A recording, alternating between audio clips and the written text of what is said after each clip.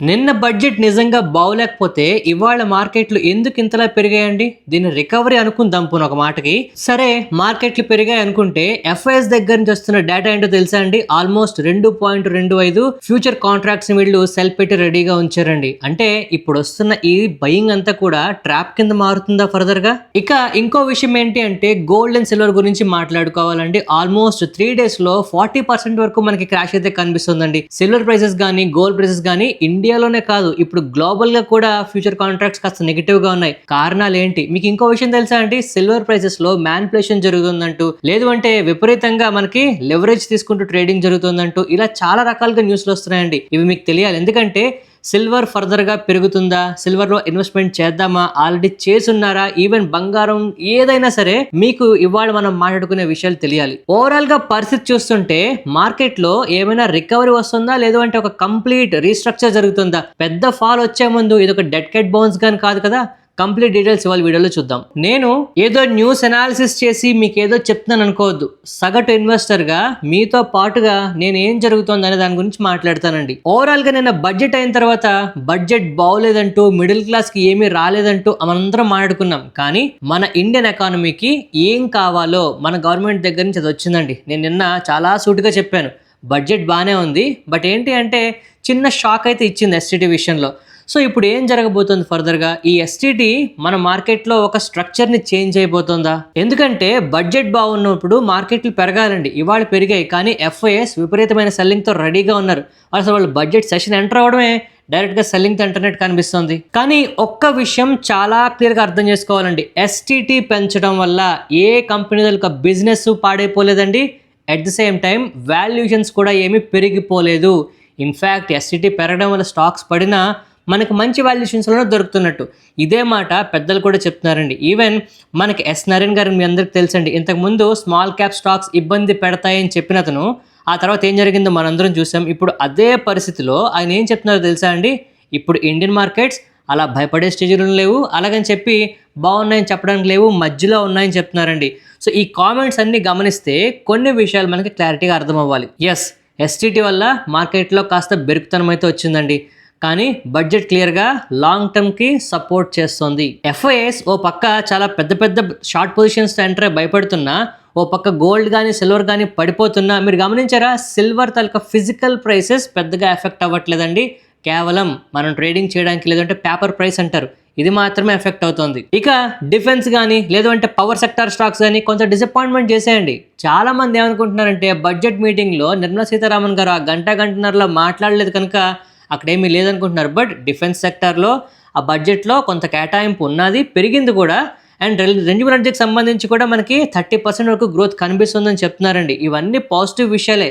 వీటిని దృష్టిలో పెట్టుకుంటూ మనం ఫర్దర్గా మార్కెట్లో ఏం జరుగుతుందో తెలుసుకోవాలి. అన్నిటికన్నా బాధ పెట్టే విషయం ఏంటంటే మార్కెట్లో రికవరీ అయిన తర్వాత పడిపోతాయి చూసారా, అది ఇంకా బాధ పెడుతుందండి. కానీ ఈ పడిపోతుంది అనే ఒక భయం మార్కెట్లో ఎందుకు క్రియేట్ అవుతుందంటే ఎప్పుడైతే ఎఫ్ఐఎస్ డైరెక్షనల్గా సెల్లింగ్ పొజిషన్స్ పెట్టుకొని కూర్చుంటారో, అంటే ఇప్పుడు ఎఫ్ఐఎస్ నుంచి మనకు వస్తున్న సెల్లింగ్ షార్ట్ పొజిషన్స్ ఎంతో తెలుసా అండి? 2.25 లక్షల మీదనే కాంట్రాక్ట్లు ఫ్యూచర్స్లో పెట్టుకొని రెడీగా ఉన్నారు సెల్ చేయడానికి. అంటే ఇది డైరెక్షనల్గా మనకు బయింగ్ వచ్చిన ప్రతిసారి సెల్లింగ్ జరగడానికి, లేదంటే బయింగ్ని అబ్జార్బ్ చేయడానికి అవకాశం ఉంటుందండి. సో ఇవాళ వచ్చిన ర్యాలీ మనకి ఫర్దర్గా ట్రాప్ కింద క్రియేట్ అవ్వచ్చు.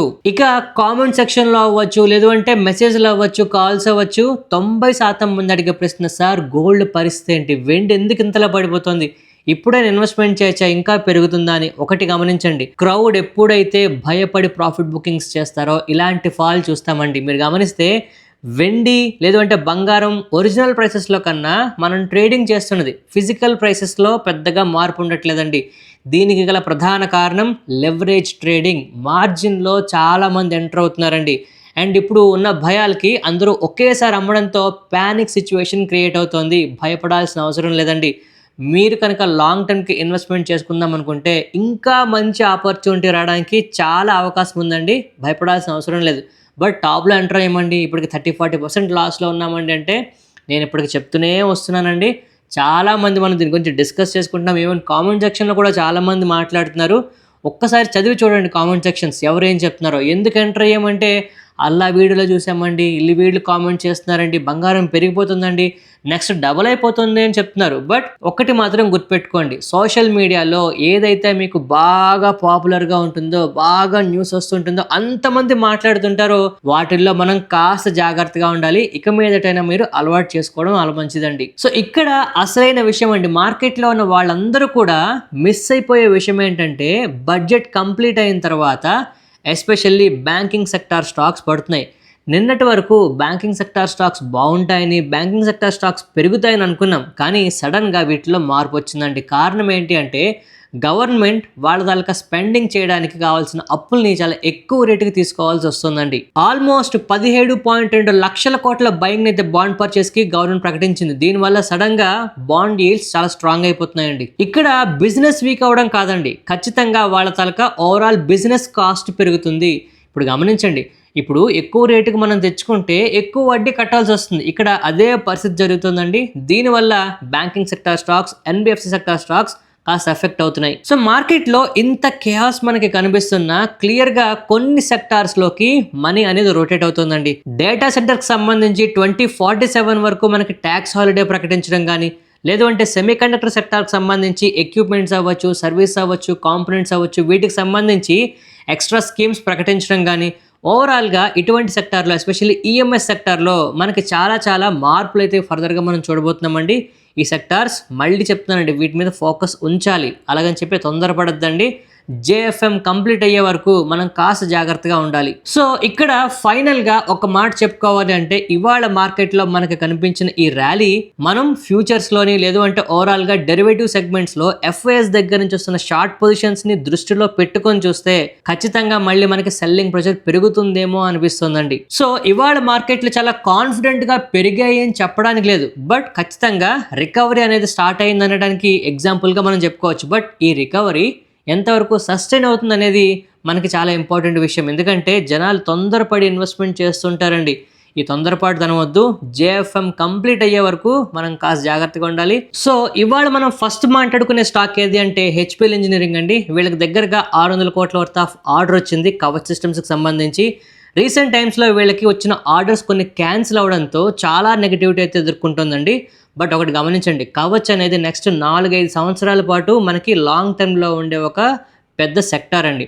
సో ఈ పర్టికులర్ సెక్టార్లో చాలా స్టాక్స్ ఉన్నాయి. అందులో హెచ్పిఎల్ ఇంజనీరింగ్ ఆర్డర్స్ విషయంలో చాలా స్ట్రాంగ్గా కనిపిస్తుంది కనుక దీని మీద చాలామంది ఫోకస్ చేస్తున్నారండి. బట్ రీసెంట్ టైమ్స్లో వస్తున్న ఆర్డర్స్ క్యాన్సిల్ అయ్యాయి, బట్ కొత్త ఆర్డర్స్ కూడా మళ్ళీ వస్తున్నాయండి. అందువల్ల రికవరీ వస్తుందనే ఆలోచన చాలామందికి వస్తుంది. మనం కొంచెం దీని మీద ఫోకస్ చేయాల్సి ఉంటుంది, బట్ తొందరపడాల్సిన అవసరం లేదు. ఇక బిఎస్సి అవ్వచ్చు, గ్రో అవ్వచ్చు, ఎన్ఎస్సి అవ్వచ్చు, లేదు అంటే ఈ స్టాక్ మార్కెట్ రిలేటెడ్ స్టాక్స్ అన్ని కూడా కొంత ఫోకస్లో ఉంటాయండి నెక్స్ట్ 2-3 రోజుల వరకు. ఎందుకంటే ఎస్సిటీ పెరగడం వల్ల ఈ securities transactions tax almost 30 to 40% వరకు, ఆర్ మినిమం 20% నుంచి 30% వరకు వాల్యూమ్స్ని హిట్ చేస్తుంది అని చెప్తున్నారండి. దీనివల్ల రెవెన్యూస్ నెక్స్ట్ క్వార్టర్ నుంచి హిట్ అవ్వడానికి అవకాశం ఉంటుందని. బట్ స్టిల్ ఇది కాస్త నెగిటివ్ విషయమైనా కొంతమంది బ్రోకరేజ్ సంస్థలు ఏంటి అంటే లాంగ్ టైంలో ఖచ్చితంగా ఈ ఎఫెక్ట్ అనేది మళ్ళీ నార్మలైజ్ అవుతుందని, దీనివల్ల పెద్ద ప్రాబ్లం ఉండదని చెప్పి మాట్లాడడం. కొంత రికవరీ వస్తున్న స్టాక్స్ కనిపిస్తున్నాయి, కొన్ని బాగా పడిపోతున్న స్టాక్స్ వస్తున్నాయండి. ఒకటి మాత్రం గమనించండి, నెక్స్ట్ షార్ట్ టర్మ్లో ఖచ్చితంగా స్టాక్ మార్కెట్ రిలేటెడ్ స్టాక్స్ అన్నీ కూడా ఇబ్బంది పెట్టినా కూడా మనం రెడీగా ఉండాలండి. నెక్స్ట్ మనం భారత్ డైనమిక్స్ గురించి మాట్లాడుకోవాలండి. భారత్ డైనమిక్స్ గురించి ఇవాళ వస్తున్న న్యూస్ నిజంగా కాస్త ఇబ్బంది పెట్టే విషయమే. వీళ్ళ తాలూకా ప్రాఫిట్స్ 40 to 50% డిక్లైన్ అయిపోయండి. రెవెన్యూస్ కూడా 25% వరకు కింద పడిపోవడం ఖచ్చితంగా నెగిటివ్ విషయం అండి. అండ్ వీళ్ళు చేస్తున్న ప్రాజెక్టులు ఏవైతే ఉన్నాయో వాటి తాలూకా కాస్ట్లు కూడా పెరిగిపోతున్నాయట. దీని అర్థం ఏంటి, కమింగ్ డేస్లో వీళ్ళ తాలూకా ప్రాఫిట్లు ఇంకా తగ్గడానికి అవకాశం ఉంటుంది కాస్ట్ పెరిగిపోతే. సో ఇది కంపెనీకి నెగిటివ్ విషయం. ప్రైస్ యాక్షన్ ఒకసారి గమనించండి. నెక్స్ట్ మనం అనంతరాజ్ గురించి, అలాగే ఈటీవీ నెట్వర్క్స్ గురించి, ఇలాంటి డేటా సెంటర్ రిలేటెడ్ స్టాక్స్ గురించి మాట్లాడుకోవాలండి. వీటిల్లో చాలా మంచి మొమెంటం కనిపిస్తుందండి. కానీ గమనించండి, బడ్జెట్ అనౌన్స్ అయింది, ఏ కంపెనీ వచ్చిందా, ఇవాళకి నిన్నటికి ఏమైనా బిజినెస్ పెరిగిపోయిందా? సో మార్కెట్లో ప్రైస్ ఇన్ అయిపోతుందండి న్యూస్. ఇది ఫర్దర్గా కాస్త ఇబ్బంది పెడుతుంది. ఎందుకంటే ఇప్పుడు ఎంటర్ అయితే లాభాలు వస్తే మంచిదే, కానీ ఇప్పుడు వస్తున్న న్యూస్ మనం నెక్స్ట్ 3-4 ఏళ్ళు కూడా కాదండి 2047 వరకు వీళ్ళకి బిజినెస్ ఇది జనరేట్ అవుతుంది. సో అలాంటి దానికి ఇప్పుడు మార్కెట్లో ఇంత హైప్ తీసుకొస్తున్నారు చూసారా, ఇది ఖచ్చితంగా మళ్ళీ ఇబ్బంది పెట్టేస్తుందండి. ఒకవేళ ఎవరైనా ఇంట్రెస్ట్ ఉండి దీంట్లో ఎంటర్ అయ్యి ఉండుంటే స్టాప్ లాస్ అప్డేట్ చేసుకోండి ఈ అన్ని స్టాక్స్ లో కూడా. నెక్స్ట్ డిక్సన్ టెక్నాలజీస్ అవ్వచ్చు, సిర్మా ఎస్జిఎస్ అవ్వచ్చు, ఇలాంటి స్టాక్స్ అన్ని కూడా మనకి కాస్త పాజిటివ్ గా కనిపిస్తున్నాయండి. FY27 కి ఈఎంఎస్ స్కీమ్ లో ఆల్మోస్ట్ 40,000 crores అయితే అనౌన్స్ చేసిందండి స్కీమ్ లో.